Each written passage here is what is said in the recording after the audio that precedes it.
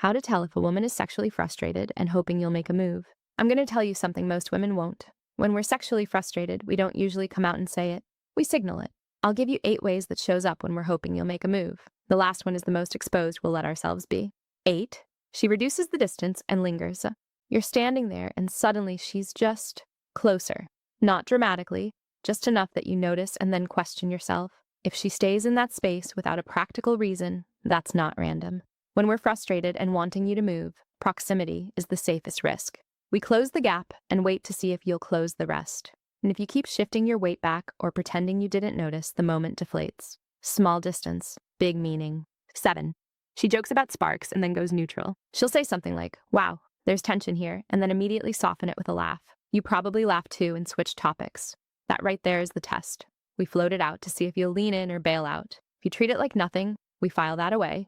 Not cruel, just data. 6. She mentions feeling wound up but stays vague. She talks about being restless lately or needing a distraction, and she leaves the sentence hanging. You felt that little charge when she said it. Don't pretend you didn't. When a woman is sexually frustrated, she won't always name it. She'll circle the feeling and see if you step toward it. And if you respond like it's small talk, the energy drops. That's not mystery. That's mistiming. If a specific moment just popped into your head, comment moment. You already know the one. 5. She curates privacy and then falls quiet. You end up alone together more often. The music's lower, the room's softer, and then she gets quieter instead of louder. That silence isn't emptiness. Privacy is the setup. The quiet is the handoff. She's giving you space to act without saying it out loud. If you start talking about logistics or you're weak, you can feel the shift. The air goes flat. 4. She shows irritation at stalled energy. You hesitate again and she gets a little sharp. Not dramatic, just a flicker of impatience. You assume she's annoyed at you in general. Sometimes she's annoyed at the stall. Sexual frustration doesn't always look soft. It can look tense. That edge you feel? It's pressure with nowhere to go. 3. She frames tiny risks to see if you take them. She'll dare you in small ways. Bet you won't, or I don't think you would. It sounds playful. It isn't only that. We do this when we want to see if you can step forward without being pushed. If you default to safe every time, we recalibrate. That's not teasing.